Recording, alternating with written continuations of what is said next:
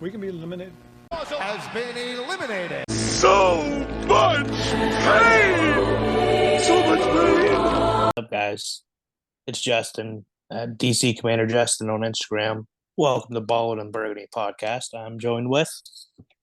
What's going on, guys? It's once again your other co-host, Jonathan, at JohnDadPro_10. Coming back at you guys. And today on this episode, we have a special guest. He's a Commanders fan. He's been a Commanders fan for a while. Born, raised Commanders fan. Diehard Commanders fan. We're joined with... Hey, everybody. I'm Joey. Good to be here. Thank you for having me this evening. Yeah, no problem. Yeah, no, thank you. Hey, alrighty. Guys, before we get into this episode, I think we can all agree, if you guys haven't seen the news, I'm not going to reiterate, but just prayers up for Damar Hamlin and his family. As of recording this on Thursday night, he is conscious, but talking through writing, but he is conscious, can move his extremities, knows relatively what's going on. So that is great news, but just keep sending prayers to Damar, his family. You know, the whole NFL community is gathered around him, so just keep sending those prayers. And there will be a link to his GoFundMe, the Chasing M's Foundation, his toy drive, which has already reached $7.6 million in donations. But if you guys have $1, just anything to spare to give back to not only the kids, but to Damar, the link's going to be down in the description for you guys. That being said, let's get into some of these reactions before we go on to the predictions. Cleveland, Washington, 24-10. We got to score. Wentz, deep ball. Dotson in double coverage. Oh, no. Grant Oh, Prince George's County 911 Center. What is the location of your emergency? Carson Wentz is currently selling drugs out front of my house. Ron Rivera is a drug lord. Scott Turner, he's smoking crack. It's illegal in Maryland. Get him out of here now. It's like he just sat there and, I believe in our guys, got a nice little paycheck and hope for the best. Yeah, no. Wish I could do that, but I'd actually care about my team. Joey, what do you think of his press conference? Just the 4 words of doom. Well, I think personally, after 26 years of coaching football, that he should have been better prepared to take a press conference. I don't care whether it be a win or a lose. You win together as a team, you lose together as a team. And I'm not going to say that it was the fault of the coach, the quarterback, the wide receivers, or any specific person. I think it was a combination of different things that brought together why the game ended the way it did. I think I agree with you of why they lost the game, but that conference, like, how are you going to tell me you didn't know we could lose? So you're going to tell me you don't follow the NFL playoff predictions? You're just telling me you don't follow the bracket? Like, that's part of your job, to know your football, know where you stand, doing your job. And you failed everybody in this fan base this year. And all of us lost hope, and you actually might have a chance to get fired along with your boys, especially Scott Turner, which he was rumored the other day when asked about being fired, if he could, if his job was safe or not. He said, I don't know. If it is, great. If it's not, oh well. So we'll see. It just seems like a lot of heart that should have been there during that conference wasn't. That's just my opinion. No, I agree with that. I agree that Hart should have been there. Like Joey said, that wasn't. I agree there was a combination of things, but I think most fans' consensus is shouldn't have started Carson Wentz. Yes, we tied and we won, 0-1-1 with the Giants under Heineke. He still won you 6 games on a 6-game stretch. You should have beat Minnesota. Pick 6 guy reversed. Could have made it close with the Giants, but the DPI didn't get called. The Titans. Wentz choked that one. Wentz choked. there's a reason, and you can see it in the players' eyes, their body language, the press conferences, is they fight for Heineke. They just tolerate with Wentz. Like, you can tell there's something different. Wentz is there to get another chance, to hopefully play some ball. Heineke's there to say, hey, yeah, this is Carson's team, and I'm going to help the team regardless, but I'm going to be ready if they call me. Yeah, Wentz just basically came, said, "Hey, thank you for my money." Yeah, that's all he cares about. That's the way it looks. And Heineke's like, "Look, I don't care how much you pay me. I'm here for this team." And that's why I think the players are actually playing for Heineke more than Wentz. And I think if you don't resign Heineke this year, I mean, it doesn't have to be much. I get the sport track, whatever, the free agency prediction listed to him to make like a 3-year, like $30 million deal. I highly doubt he gets that. No. I think he might get a 3-year $10 deal, $10 million deal, because that's like 2 point what 2 point something a year. So, yeah, I could see as high as 15 only because they'll do some incentive work. They'll say, hey, 3 years, 15 mil. Let's say 9 of it's guaranteed, right? So you 3 mil a year, which is relatively good for backup. But let's say you win under you win 6 games. Here's another $1 million in incentives, like per year kind of thing. You know how they love to play their incentive game. Oh yeah, but back to the game. I mean, it was bad where it went to the first interception. Yep. We were all upset because I was actually at the game. Second interception, everybody was screaming, "Put Heineke back in!" Like the whole stadium. Put Heineke in. Put Heineke in. Heineke. The whole freaking time. But Heineke threw what, 2 interceptions versus Niners, but Wentz threw 3 and got away with it. Doesn't make sense, does it? Yeah, I think it was 2. But can you imagine you as the starting quarterback though on that field, and everybody's rooting for the guy that you just came in for? That's got to put a lot of pressure on Wentz. That's got to get in his head. And if excellence isn't in his brain, then I don't think he is going to be a quarterback much longer, at least for the Commanders. Oh no, he's gone. They just put something today saying Wentz is going to be cut by the end of the off or before the start of the off season. So he's gone. That means we don't have to pay the $26 million. That saves us money for the free agent this year and extending guys like Mm-hmm. Yeah, guys like Daron Payne, Cam Curl, Holcomb, if you really wanted to keep him in the building. There's 3 guys you're going to have to pay. One of them's a guaranteed.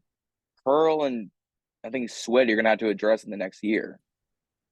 Yeah, Curl in the free agent this year. It's your guys that we should really resign are Payne, Gardwez, Jeremy Reeves, Abada, who played pretty well for making $2 million this year. Yeah. And then you have to decide Cole or Holcomb or not, because there's better linebackers in free agency. You could always sit there and let them walk and be like, hey, Devin Bush, you want to come here? If not, Holcomb's your backup. It's not hard. True. I don't know. This game just to me, like I caught glimpses of it because some of you guys know I was on the cruise, so I caught glimpses of it. I don't know, something about that game. First of all, the first half, it was like 10-3, 7-3, like halftime. Like it was close. I think it was 10-7 at half, 10, if I remember 10-7. correctly. And then you just let Nick Chubb pick up 6 yards, pick up 8 yards. It was terrible. And Jack, he needs to go too because he doesn't blitz. He doesn't blitz at all. You imagine these 4 beast D linemen we have and sitting 2 linebackers and playing a cover 0. That would be scary. And your only way you're going to make a QB screw up or be sacked or get a forced fumble is blitzing. And that's something that's killing this team. Linebackers don't blitz. They just stand there. And that's why running backs get 4, 5, 6, 7, 8 yards. Yeah. We don't blitz. We don't. In the game and watching the whole game, Wentz looked pretty lazy out there. Like there were times where he'd didn't set his feet properly. Yeah. He just hope for the where he stood in the pocket too long. Hope for the best. And that's why this, in order for us to be successful, we have to get some sort of mobile quarterback that can use his feet. You Yeah. can't sit there and stand in the pocket. Those days are over. You have to scramble when you need to. Yeah. I don't know. Something about not blitzing, and then you let Amari Cooper cook you twice for 2 touchdowns. Yes, you were without Juice, and Curl, I think, didn't play either. But you're telling me Reeves couldn't drop back and, do something you're saying, that Danny Johnson, who was, I think, the highest rated commander on PFF after this game, was Danny Johnson. You're telling me Don't that show you? Yeah. Well, the one touchdown was the busted coverage. best coverage. The cornerback's supposed to play a man, and the safety, I couldn't remember if it was Reeves. It might have been Reeves. He came up thinking it'd be short, and what do you know? You have 2 defensive backs thinking short. There you go, above your head into the hands of Cooper. Yep. I don't know. This game just. This game. It make Go no, ahead. No, you go ahead. I don't know. This game for me was. It should have made or broke this team. This really broke the franchise fans of saying, "Hey, Ron loves to only win 7 games apparently in Washington. 7-9, 7-10. It's gonna be probably 7-9-1 at the end of this thing." Oh yeah, most likely. But it makes you feel like we're tanking for somebody, like we're going after somebody. Like it's hush hush. But I don't know because it's Ron. But can you imagine what this team would be like with a quarterback? Because you got to remember, half the time we lose is because we don't have a quarterback. Yeah. Don't get me wrong, Heineke's only so good, but if you have a solid, the elite quarterback play, you won 7 games with a team that doesn't have a quarterback that's could throw 30 touchdowns a season. Yeah. And you get a quarterback that could just sling it, throw it, run it. This team could go 12 wins a year. But we just need the right pieces brought in here this offseason. Yeah. Joey, what do you think? Well, I think just as important as having a quarterback, we need to have a very, very good offensive line to protect that quarterback. I've played quarterback in middle school, and if my line wasn't in check with me and protecting me, it was very hard for me to do my job. I think having an elite quarterback would be good. Maybe somebody that could get out of the pocket when needed, but we don't need to be out of the pocket every single play. And I think a lot of quarterbacks now get into that mindset of, well, nobody's open. Let me just run for it. You have to protect yourself. The more you scramble, you're taking a chance on getting injured, torn ACL, or something fractured. As a quarterback, you have to protect yourself major. You do, but like this whole thing with Hamlin's injury, everybody's getting so scared of contact sports. It's not even funny. You take a risk at any position you play in football, any contact sport, any time at life. You take a risk. Every second of your life, there's going to be a risk. You don't know what'll happen. Something crazy could happen, something good could happen, something bad could happen. But they're telling Sam Howell the preseason because he was mic'd up that he couldn't run out the pocket. I know Wentz wouldn't run out the pocket, but Heineke, they got to let Heineke play to his strengths, and that's what's taking me off. Imagine Heineke. 100%. Imagine Heineke playing to his strengths. These short, intermediate routes, kind of like a college kind of team, and take a shot deep every once in a while. I think like a West Coast offense, that short, intermediate route would help Heineke, but they don't want to change to the player's strength. They want to keep that coaching strength. But if you don't have the right scheme in your organization with the right players, you're going to fail. I agree 110%. But to me personally, there's risk, like you said, with every single play. It's a contact sport, but there are several risks out there that I think could potentially be unnecessary risks. And those are the risks that I'm saying for a quarterback to make minimal, to put themselves minimally into those positions. Yeah, I'm not saying Johnny Manziel. If you remember Johnny Manziel, who just scrambled every snap at Texas I A&M. remember. I'm just saying, if you think you can pick up the yards, at least be fast enough and scramble out of the pocket to pick up a first down or get a couple of yards. I'm not saying every play swing out right or left or pull like a Russell Wilson at times, who's in this prime, in and out of the pocket. Just get the yards or throw it out, and that's it. Simple. Move on. Yeah. I'm gonna ask you both this question, and guys, I want you guys to answer the question down in the comments below. Regarding the 2020 draft, we all know where it was last year as we were the Redskins. We took the Predator number 2 overall, Chase Young out of the Ohio State.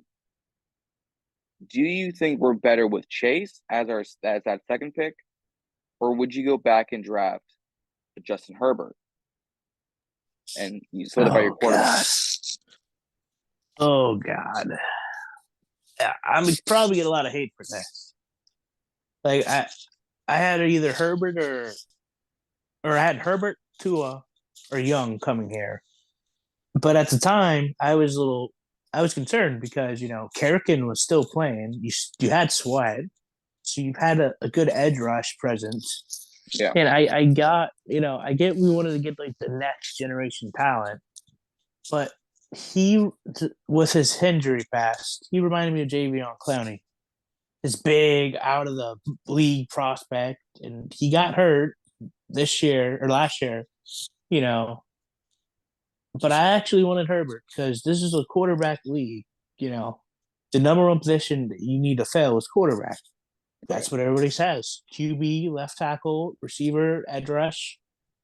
That's major positions that have to be dressed at least a solid or decent player. Yeah, Joey. I think Young. I mean, we can't go back, of course, but having somebody on defense to make the stop, to allow our offense to continuously coming out, that's great. I mean, defense wins ball games, offense scores points. That defense has to make a stop to allow third and out or 3 and outs to get that fourth down to allow our offense to do their thing.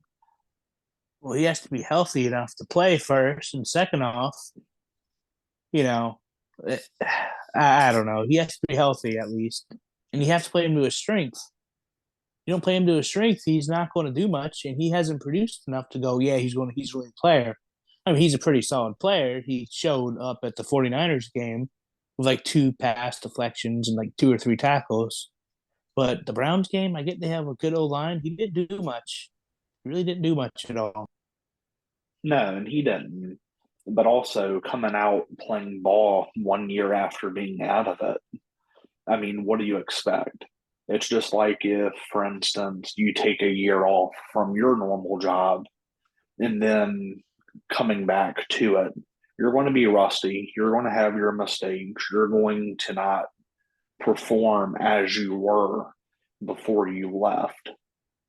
So I think we might have some good out of that time. He might come back next year and blow us all away, but only time will tell. Well, first off, that'd be a nice, lovely vacation for me. Much needed. Never would happen. Second off, I see a review there. I get he's going to be rusty, but over time it will tell.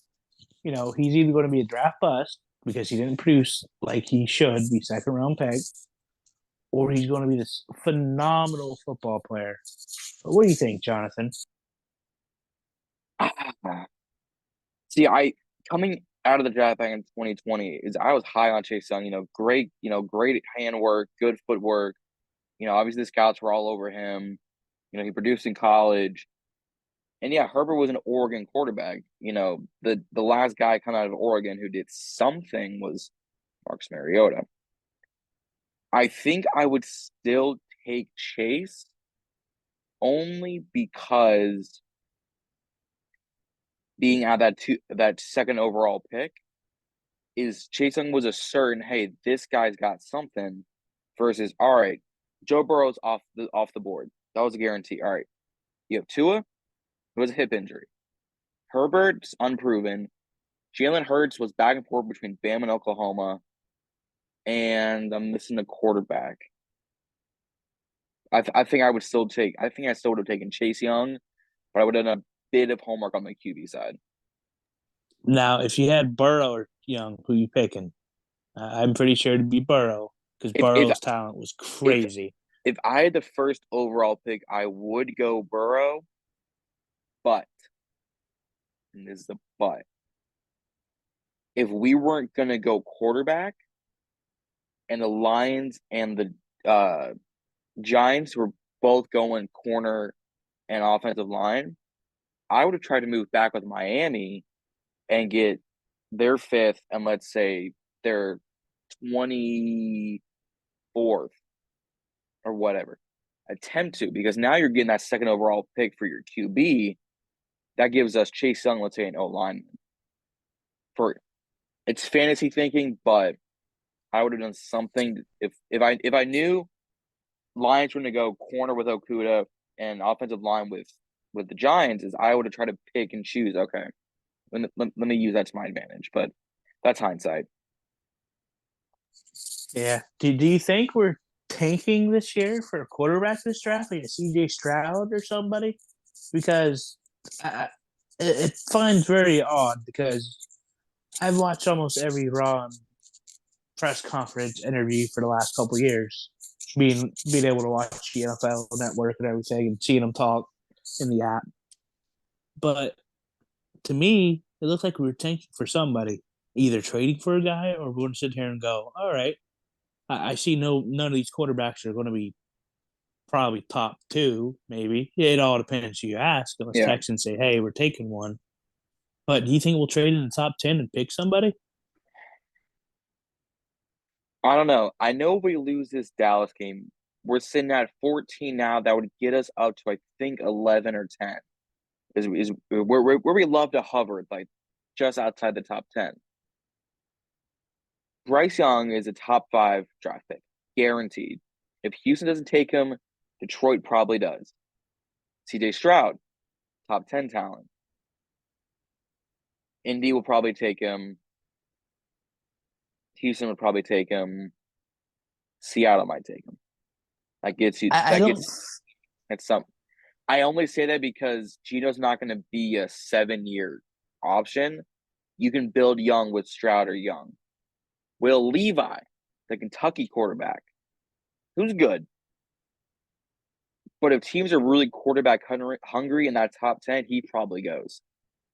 Richardson's not going to be a first-round pick unless you're picking late. Hendon Hooker's a day 2 pick because of the ACL. Guys like that, they're going to fall. So unless we're tanking to trade up into the top 5, or there's a really, really good like offensive tackle or corner that we know wouldn't make it if we won against Dallas, I think something's just not clicking between coaching and field of play. Ballers, hold up. We got a few sponsors we need to personally thank for here at Ballin and Burgundy. First, our guy Washington on the Daily, both on Instagram and YouTube. Huge sponsor. We want to give our massive thanks out to them. You can follow Washington on the Daily, both on Instagram and on Twitter, WSH on the Daily. Our guy Tony, who's Pro Tech Sports Network. Huge thanks to him. I met up with him at the Commanders-Vikings game. Huge thanks to him. Our guy Sanchez at On the Warpath podcast over on YouTube and on Instagram. And then finally, our guy Rio Robinson, Mr. Rambling with Rio himself. our newest sponsor, and a huge thanks to him. Met up with him at the Vikings Commanders game as well. Said thank you to him. Again, huge thanks. So again, all of their Instagrams and YouTubes are going to be down in the description. You guys go follow all of them.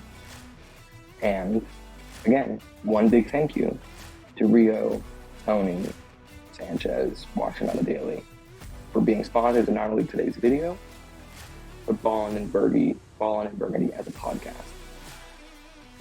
Get back to work. And now we return you to our regular scheduled program. Yeah, I mean, I don't know what the draft's going to be like. We truly don't. Draft nights are crazy, but I don't think the Lions are getting a quarterback. Jared Goff has proved himself these last 5-6 weeks. It's just the team around him and the defense and stepped up better. But to me, what happens if Texans go and get a Derek Carr, because their O-line is too bad. They just need to add weapons. I mean, they're hit or miss. I mean, they have a star elite left tackle, a guy who got drafted left guard. The center is back and forth. On that right side, they're not terrible, but they're not the best. You're telling me Texans can go out and get a Derek Carr and potentially trade back to better their team would be their smartest thing. I'm not saying we're getting first overall. Yeah. But if that happens, we'll say like a team like the Falcons or the Colts trade up, that leaves us maybe the Kentucky quarterback at like 10 to 14. Like I don't know. I haven't done much film on him yet, but we'll see. I don't know, Joey. What do you think? Do you think we're tanking for someone, or do you think just something's not clicking? I think personally, excuse me, something's not clicking. I don't think we have enough heart in the game.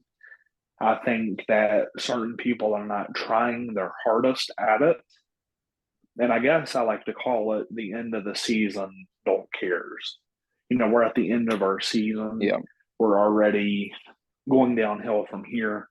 So why try if other people don't want to? Right. I can see that. I can see that. I don't know. Or we're just ready to party because Dan's about to be gone, hopefully. Well, yeah, but they could also be scared of another rebranding or upcoming changes. And I'm pretty sure the players don't even know what's going on the admin side. It's just like comparing it to a multi-billion-dollar business. The people that are on the employee level don't know what the executive staff is doing. And I could compare that strongly to the NFL. Your player that's on the field doesn't know the financial or the business side of the team or of the organization. So I think they're just as scared as the fans are what's coming to change. You can be scared all you want. This is the NFL. It's a business. You can be traded, cut, any time of the season, any time of the day, But nobody truly knows. Because like I was saying earlier, before we started the recording with Jonathan, what's going to happen is we're already at betting wars. The betting wars should cement, and the next wave of betting will continue, So how many people are left, they'll continue. So whoever's going to win the bidding war has to get X, Y, and Z done. And if they have it done by March 13th comes around, they can sit there and vote that the new owner in. And if that's the case, the new owner could sit there and say, hi, blah, blah, blah. We're changing our name to this team. We're doing this. We're doing that. And the owner could sit there and clean the whole house too. But another thing we have to remember is Dan's a pretty slick guy. Let's be real here. He could already have picked his bidding war winner and said, this is going to be your team. And that person could sit there and go, all right, hey, Sean Payton, I'm going to win the Commanders soon. I want you to be my coach. We're going to do this to get you. So make sure you have your staff ready. All right, Ron Rivera, I'm your new owner. I'm cutting you loose. That could truly happen because they do some shady stuff in Washington. I hate to be the guy to say it, but there has been a lot of shady stuff. No, we are not an angel of any sorts as an organization, but it wouldn't shock me if Dan's already picked his winner by now. But on that part, time will tell. Hopefully we aren't tanking, but if we are, why? Who's really – unless you're getting the number one overall pick, who's really worth it at this rate? I don't know.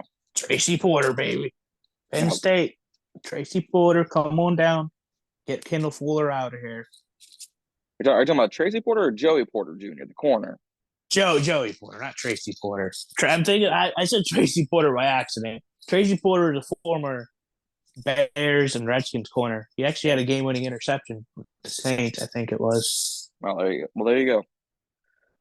Well, that's our reactions. Let's get on to these predictions.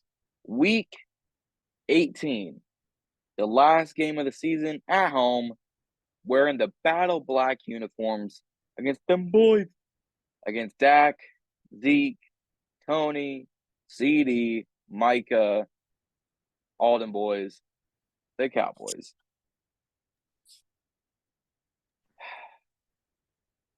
What do we do? There's nothing you could do but play for your pride at this point. I mean, hate to be the guy. I've heard mixed reports. I've heard Heineke's going to play a little, and then they're going to play Howell the whole rest of the second half. Right. And I've heard Howell might play a quarter, Heineke might play a quarter, and then Howell's going to have 3 quarters to show. But this is going to be an audition for Howell. This is going to tell us how good, how bad, and where he's at his learning curve. If he plays well and puts up maybe 280 yards, 2 TDs, and maybe an interception, he might actually have a shot to start next year. Like I'm kidding. I'm not even joking when I say that. The kid's a very, very talented, smart player. He has good arm. Like just a quick film study on him coming out the draft. He has good arm talent. He's a mentor. He was the leader in college. He can throw, like I said earlier, throw deep, short, middle. Yeah. He's elusive and very sneaky to get out the pocket, which we saw in the preseason. In some of his throws, he throws low, so only his receiver would catch it. And that's what I like about Howell. Right. Joey, what are your thoughts on this game?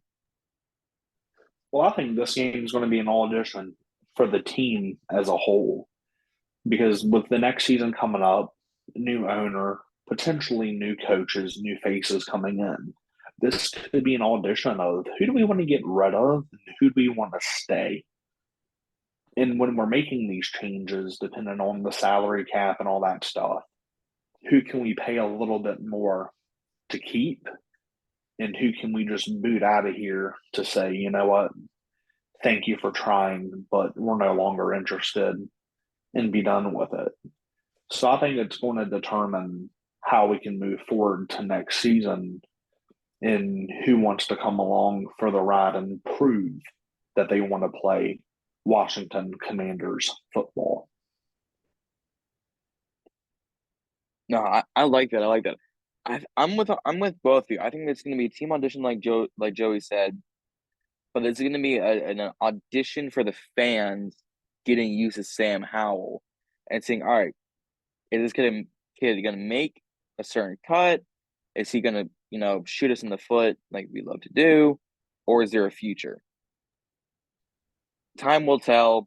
Right now, Dallas is favored 86% to 13%. They have every right to win this game, and they need to. They do. I mean, you're not playing for nothing but pride and Howell's experience. Yeah. Quarterback. Yep. But you get a better draft pick. Who likes a better draft pick? That one player that might be taking 1 or 2 picks before you, lose this game, you might be able to get that guy, Yeah, but how much are we as fans are gonna drag Ron again if he loses this game? Because we're sitting at 7-8-1. If we win, we're at 800. If we lose, we're at 7-9-1. That puts Ron Rivera at 7 wins consecutively a season. and he's what 0-6 in like the month of December and January under the Commanders head coach. Like that's ridiculous. It doesn't matter anymore. We're dragging him. He took us out of the playoffs already. Yeah. There's nothing else to play for but pride and stats. I mean, yes, he could win. Cool, we're 8. We have 8 wins. Yes, he could lose. We're still sitting at 7 wins for 3 years. To me, Yep. like I was saying, with the quarterback, 7 wins, that quarterback's going to win you a couple more games.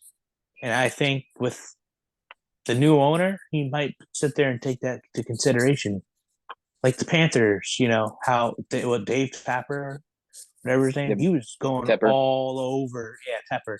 He was going all over for Watson and some elite quarterback. He still is. The offseason, he actually, I think he might be able to take a shot at an Aaron Rodgers or somebody, because he was willing to go all in for a quarterback, even though they don't have a head coach. But they need a quarterback badly, and I think this owner, whoever's going to be, like Washington hasn't had a good quarterback in a long, long time. That's going to be here for a while.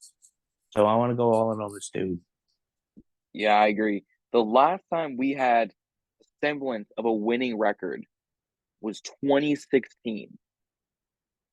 We were Kirk 8 Cousins. We were 8-7-1.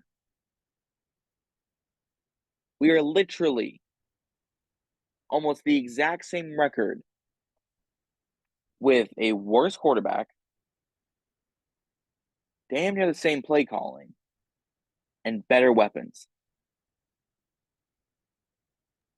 Yeah, you imagine that team with the defensive line, because that team still had a decent secondary. I want to say we still had Deshaun Goldson, we had Breland, you had D Hall still, Redskin legend. At linebacker, I think you had Keenan Robinson, young guy, Will Compton, Mason Foster in his prime, Ryan Kerrigan in his prime. Yep. Oh yeah. Yeah, you had him, Kerrigan back. Like, that team is stellar. Or the 2012 Redskins. Their line was so good. The holes opening for some of their zone scheme running ability were insane. Like, you could drive a car through it at times. That's how crazy those holes were. Yeah. But you imagine that offense and mixed around the defense with Fletcher, Kerrigan, Hall. Man, fans can dream. That's why they make Madden for a reason. Yep, it's a damn reason why. I think this game, and I'm gonna say this, and I want you to comment. Is I think the two biggest things this game is you limit Micah Parsons, because he's gonna blow up offensive lines regardless, and you protect Sam Howell or whoever's that quarterback. You protect and you limit. 1,000% agree.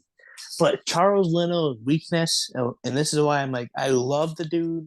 It's kind of like Ron. I love them both as people, human beings, how they act, their attitudes. But coaching, I can't sit there and say I love Ron's coaching. It's stupid. He won't accept the new coaching style. And Leno, he can't block in a speed rusher to save the man's life.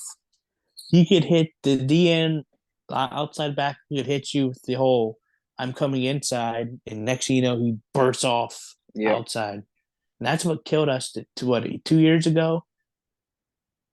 First, the Cowboys, we almost came back with a Holcomb interception. I think so, yeah.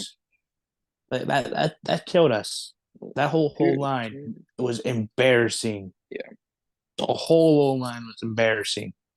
Like, I could have got much more effort, and I might have chop blocked and knocked him down at least and slowed him down, and not sit there and patty cake him and go, oops, quarterback got sacked. Right. Joey, what do you think? I agree. Excuse me. I agree with both of you 110% full-heartedly. And got to protect that quarterback. Whoever is in that pocket has to be well protected. Yeah. Everybody has to know their assignment, know your route, know who you're blocking. Make sure every person is accounted for on that field. Yeah, I agree. Now, an issue what we're going to have is injuries, because good Lord, do we have injuries. And I'm not even talking about guys who are already on IR that were early in the season. I'm talking about as of this week. All right. Brian Robinson, questionable. Gibson just put on IR today. Dejon Harris, our like backup linebacker, IR today. Norwell and Lucas, questionable. Jamin Davis, questionable. Smith Williams, questionable. St. Just, still questionable. Cam Curl, still questionable. John Allen, out. There's no way he plays because of his knee. Put me in, coach. Let the fans play this one. Exactly. Because you know what? We will show all the passion in the world.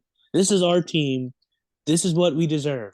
Now, don't get me wrong. I'd be like, hey, you better let me keep my outfit, my uniform, the helmet, the cleats, the gloves, my jersey. You better let me keep that. But, like, there are times the last 5-6 years, the fans are more passionate than the players. And that's why I don't want, some big name guy. I want guys that want to be here and are talented, not guys that are, oh, look at me, I'm a Jalen Ramsey. No offense to Ramsey, but I'm gonna make almost $100 million going to the Rams. I don't even care about the team. Like, I just care about the players I play with. I want guys that actually want to be here.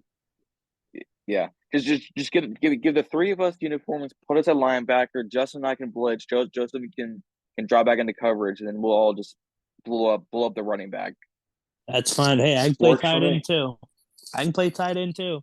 I have decent hands. I just wasn't the fastest guy. I don't. I'd look like a 30-year-old. I'd be like a 30-year-old man running a route like Mercedes Lewis.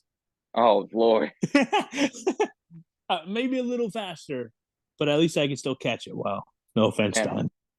Man, offense. I put Justin at a blocking tight end, have Joseph as the fullback, and have me run the absolute worst route you've ever seen in your life. But that's besides the point. Just get something, because this many injuries this late in the season, I get it, but come on. Like, both your running backs, half of your linebacking core, half your offensive line is already on IR to begin with. I mean, they activated Jared Patterson and Reggie Bonifant to the main roster, and that's going to be his main two running backs for Sam. Receivers-wise, we're good. Samuel, I think, is questionable, but he's in practice at least.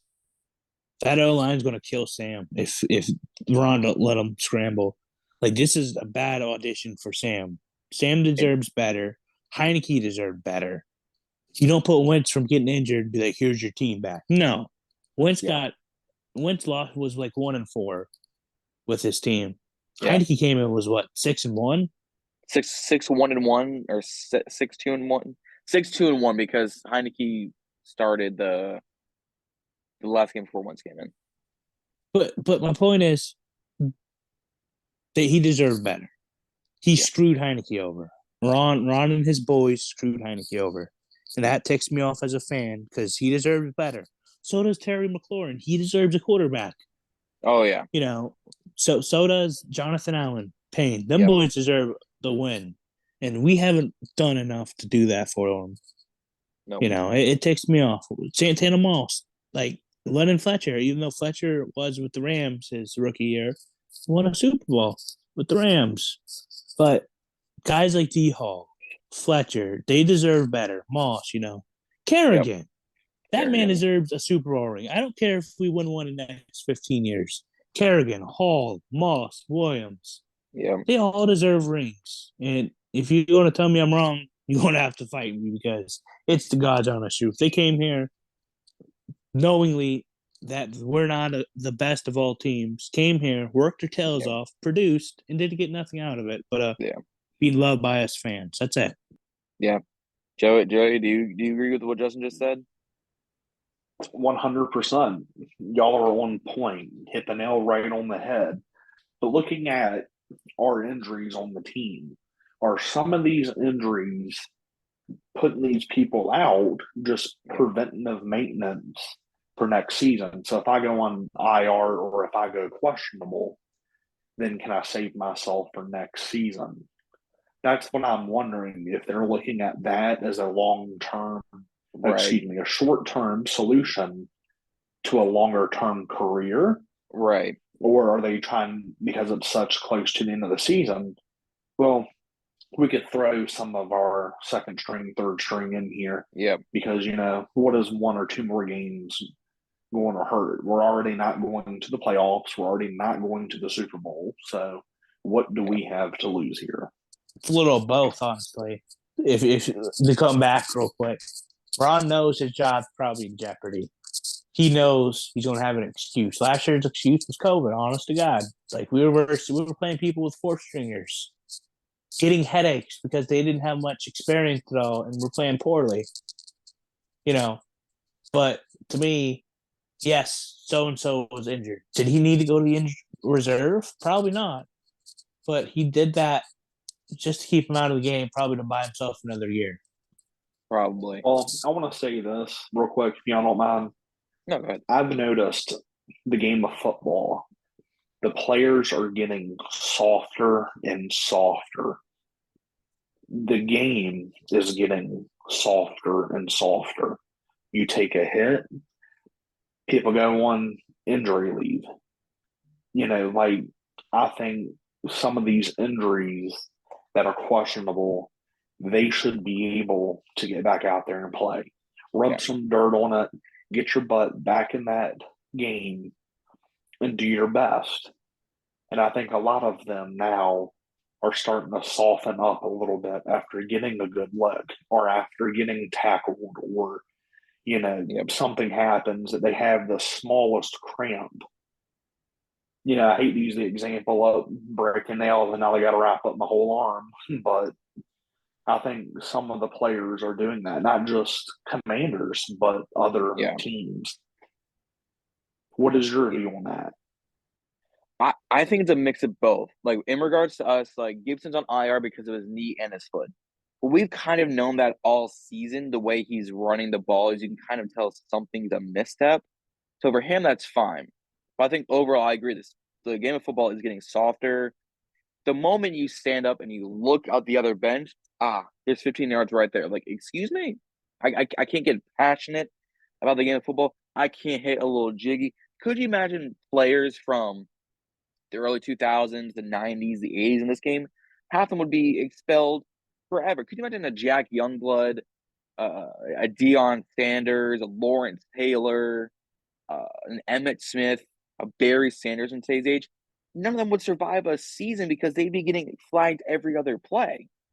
Could you imagine if Sean Taylor was still playing and Sean Taylor ended up throwing a beat down on somebody midfield in the wide open? Could you imagine his pro? Oh, go ahead. Sorry, he'd be in jail for murder. Let's be real here with Roger. Yeah. He'd be fined every week, every day. Like, I hate to say it, the whole world's going soft in general. It is. Could you imagine that Pro Bowl hit that Sean did in the current day Pro Bowl? He'd be castrized across league. Did you see Sean Taylor hit this man into the upper room? I can't believe what happened to the rule. What happened to humanity? Really? It's the football. It's a game of football. It's gonna happen. He wasn't supposed to hit him that hard, guys. Sean Taylor murdered this dude. You're suspended a whole year. That's helmet-to-helmet contact. You hit him in the chest. You're suspended. Yeah. I didn't realize he took it so seriously. But I knew this, I would have sent him along Calvin Ridley out of the league. But here we are. Like, really? It's starting to become a joke. And with that Bills player, Hamlin, getting hit with all the scenario, they're talking about taking the helmet away. Like, what are we going to play, rugby? Are we going to get the old helmets back? No, you can't do that. You might be able to, there's different types of shoulder pads you could fix. That way the shoulder pads are different And you could fix for hitting.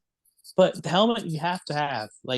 But back to what I'm saying earlier, you take a risk to play the sport and you are making bank.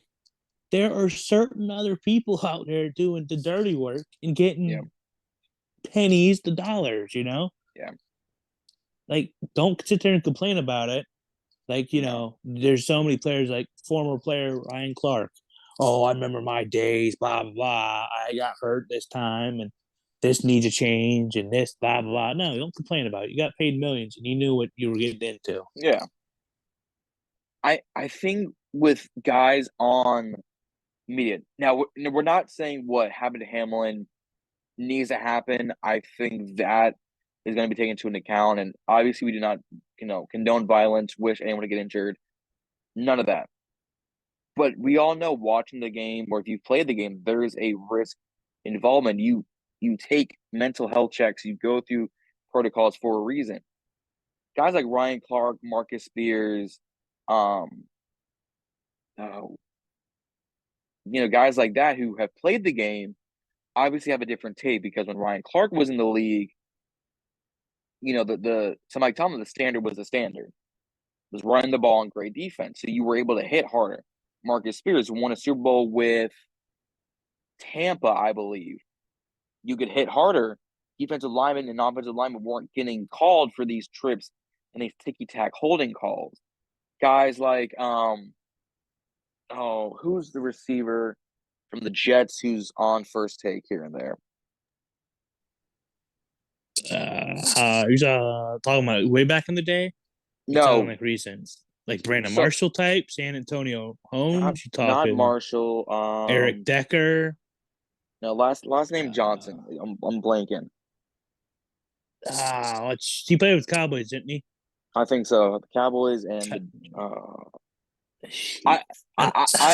ultimately either way is they're always gonna have a different opinion, but we can all agree is the game of football is getting softer because yes, concussions, protocols, all that, but it's also getting softer because there's money involvement and sponsors saying, hey, if you put in our pads, they got more padding, so you can make better calls and we get the money, right? No, play the game. Yes, there was risk involved, but that's what you signed up for. If you go to the military and you get drafted, you know the risk of, hey, I'm going over here to serve my country. There's a chance I don't come home. You signed up for that risk. If you're a firefighter, which you two are, and I thank you for your service, you guys signed up for a risk saying, hey, there is a chance that you may get injured, hurt, or more, but it's because I'm helping other people and I'm helping my community. Yeah, like I was saying earlier, you take a risk no matter what you do. Job, life, driving, getting up. You take risk, good, bad. You're not going to know.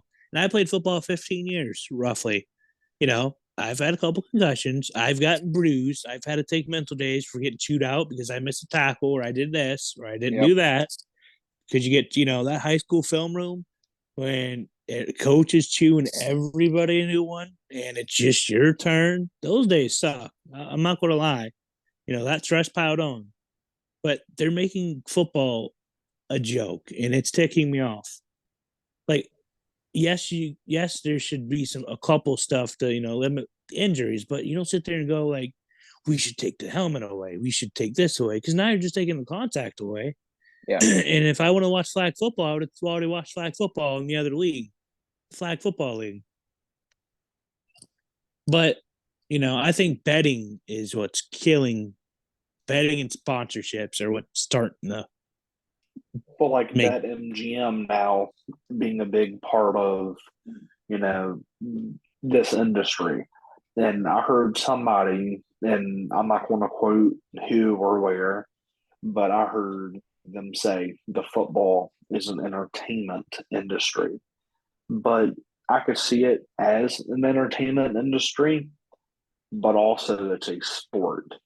And with sports, there should be competition. Yeah. And a lot of people are raising the question, well, if companies like BetMGM or other gambling institutions are allowing gambling for these games, does the coaching staff know, let's say Washington has X amount of dollars against their name, Dallas has X amount of dollars? Is there a report given to the NFL for any of this stuff? Does this have a factor on win, lose, or tie? And that's what I'm hearing from a lot of people. Well, I don't want to watch the NFL because I think it's rigged. Or I think if X amount of dollars is on Dallas instead of Washington, well, Dallas is just going to win it. That's Well, what I've heard from a lot of people. And it's very, very sad. But I've heard mixed things. You know, a former special teamer, Marcus Thigpen, played with the Dolphins, I think 2 years, 2 or 3 years from 20, I want to say it was 2013 to 2015, roughly 2 to 3. But he played with the Dolphins, and he flat out said the NFL is rigged. Now, don't get me wrong, the dude was a practice player and only played specials as a returner. But you're going to tell me how could you? Yes, somebody might rig a game, sit there and say yes, you're supposed to lose. But you're going to tell me these injuries, like the game's rigged when people are getting hurt out here, tearing ACLs, Yep. getting knocked out. You can't tell me that part's rigged. Yes, well, you're what going to brought get. up a lot of this was when Terry got that call after looking at the ref acknowledged him and then threw the flag. I guess that's what started that domino effect recently for people having that opinion. Oh, it was corrupt. Don't get me wrong. It was corrupt, and that dude, that whole staff, the rep staff, they should be banned from FedEx Field, flat out. If I was the owner, if I would be like, look, your reps screwed us over. You owe us one, and we don't want them to come back again. That was ridiculous. I mean, the fact that the NFL office sent a letter to Washington, yeah, the Russian made this call. That's something, but can't change that now. I wish we could. But like we said, limit Micah Parsons. You protect Sam Howell. Joey, I'm going to start with you. What is going to be your score prediction on this game?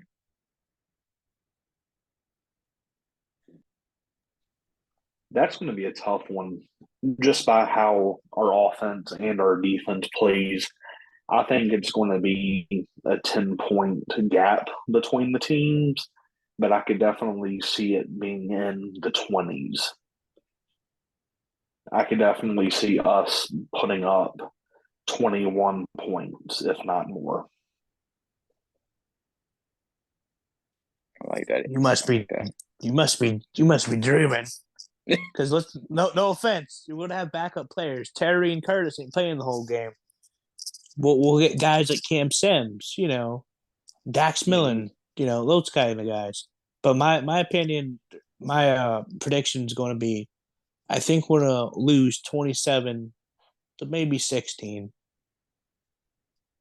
D line is going to feast on a safety first drive. Dak's going to get mad. And Cowboys are just going to kick our butts. Sam's going to be probably get sacked 2 or 3 times. The O-line is going to be mediocre.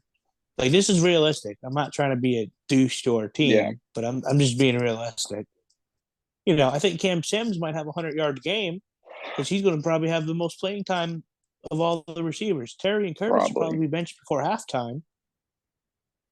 But also, Heineke. if Howell wants it, then he's going to give it all that he could give. And if he gets all that he could give and he takes it and he runs with it and he has heart and he has Taylor Heineke giving him all the courage and all of the strength, the good vibes.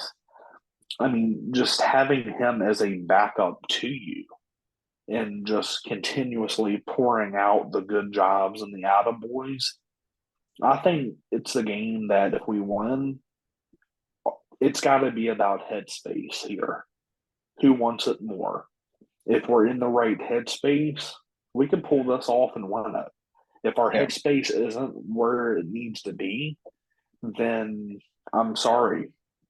We shouldn't win a game if our headspace isn't there. Yeah, the talent's not even going to be fair versus our team. But I think Sam Howell's probably going to throw 200, 250, 2 TDs. He'll get sacked 3 times. He'll have 30 rushing yards. And Cam Sims will be his number 1 target. Well, I expect him to get sacked. I expect him to throw interceptions. I mean, this is the first time he's been in the game for how long? Since preseason, and even Yeah. preseason, he wasn't bad. I mean, he looked pretty good Yeah. for a rookie. Yeah. Correct. Yeah. Joe, if he had to pick a score, because Justin said 27-16, if he had to pick out an outcome, win or loss, what are you thinking? Probably, I would say 14-21. And it's going to come down to the fourth quarter, last 5 minutes of the game. And we win the game? And I think we will win this game. Dreaming. I lost hope. No offense, I've lost hope. Like, I'm ready for the season to end. I'm ready. But there's going to be some sort of sneaky play that they're going to pull off by the grace of God, and it's going to erupt the whole stadium, giving them that extra boost and that extra bit of confidence. And again, with Taylor Heineke backing Howell, I think that's a great combination right there. You have one they're both, again, like Justin said earlier, they're both good mentors. So if they keep feeding off of each other's positive energy, that's going to be unbreakable. You're going to get them in such a headspace that they're going to just be phenomenal as players. That's why I want Heineke and Howell just to start next year, or at least do a QB battle, because they're not like, hey, I don't like you, like the RG3 and Kirk Cousins saying when RG3 got down and he played against the Ravens and Kirk Cousins came out and flat out won the game, and they had like an argument in the locker room or something. Yeah. And that bridge broke. But I think, Taylor and Sam could take this team places. Even if you do like, here's a drive, each of them get some sort of playing time in that game. Like the Saints, they had 3 quarterbacks on the field at once. I'm not saying you put Howell and Taylor on the field at once, unless you want to do some Scott Turner trickery at shotgun formation. But, sure, we'll say next year, week 1, if you built that O-line and fixed the holes in this team, Sam's got the arm strength. Taylor's right now has got the smarts, You can sit there and go, all right, Sam, you're going to start quarter 1, if he does good, keep him in.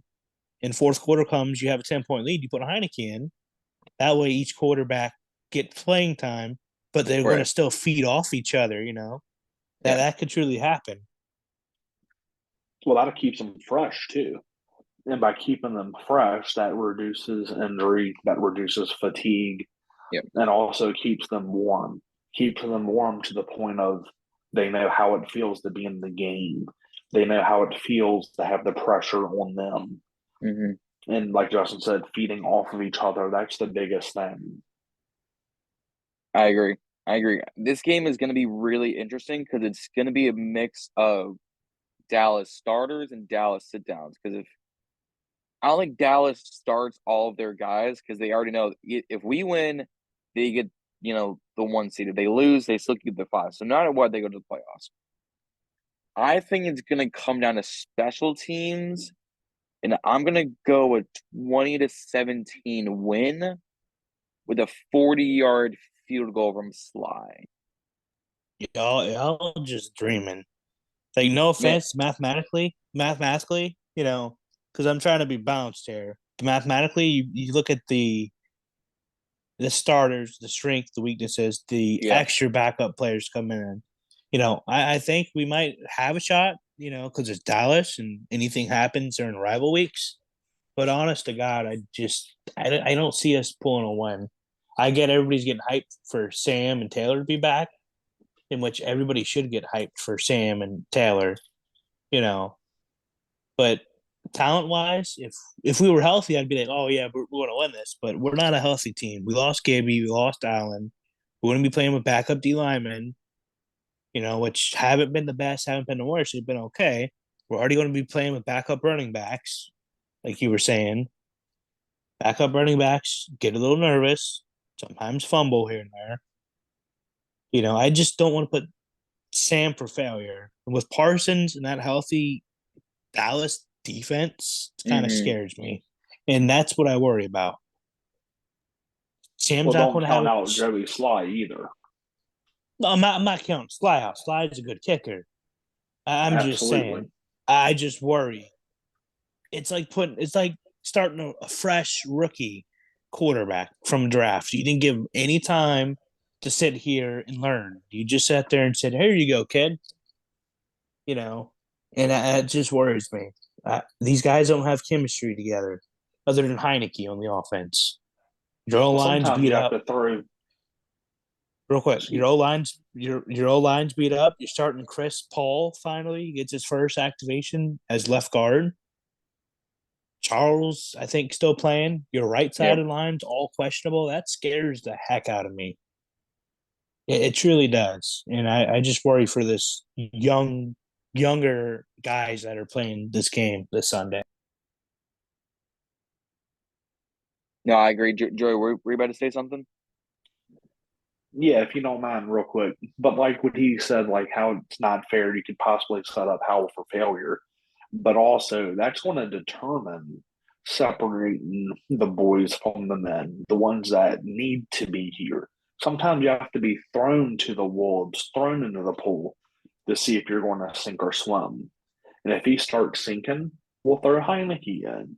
If he starts swimming and he starts outrunning that bear, then let's keep Howell in. But again, separating the boys from the men by throwing him to the wolves, let's see what he can do. Because the worst thing that could happen is we take a lose, and we could lose with either quarterback. But also, if we win with him, that's a big slap to Dallas. Like you're allowing the third string quarterback to come in and whoop your tail. Shame on you. I agree. If we squeak out a win, I would be ecstatic and be hopeful for the future. If we lose, it wouldn't shock me all that much. It's saying, all right, you kind of set up Howell for failure. Yes, you're testing the waters, but is it going to be the right move now? Time will tell. Yeah. Yeah. Good. Yeah, and it's also real quick before it's also going to show. Do you think Howell? Do you believe in Howell? If he comes here and has 100, or we'll say 210-yard game with 2 interceptions and one, or 2 touchdowns and 1 interception, yeah, that's pretty good for an elite Dallas defense. Imagine with him having this and that built up. But like I said, this game's a little nerve wracking because I just don't want him to get injured for next year. If that is the case, that's what I worry about the most. I don't want any of these starters. I want nobody injured, like Terry, nobody, even the Cowboys players. I don't want nobody injured. I just want a good, healthy game. Who wants it more? That's it. Yeah. I agree. Obviously, we said before we're sitting, and we want everyone to be healthy, everyone to be 100%.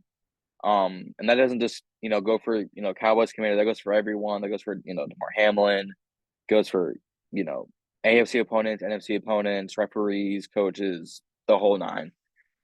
So, guys, that's gonna about wrap it up. We went over, Howell's debut, our analysis from the Cleveland game, our predictions for this game. Those are all around a good time. Joey, we really appreciate you coming on, especially this late at night. Obviously, you guys are busy, Ben. So we really appreciate it. Thank you for having me.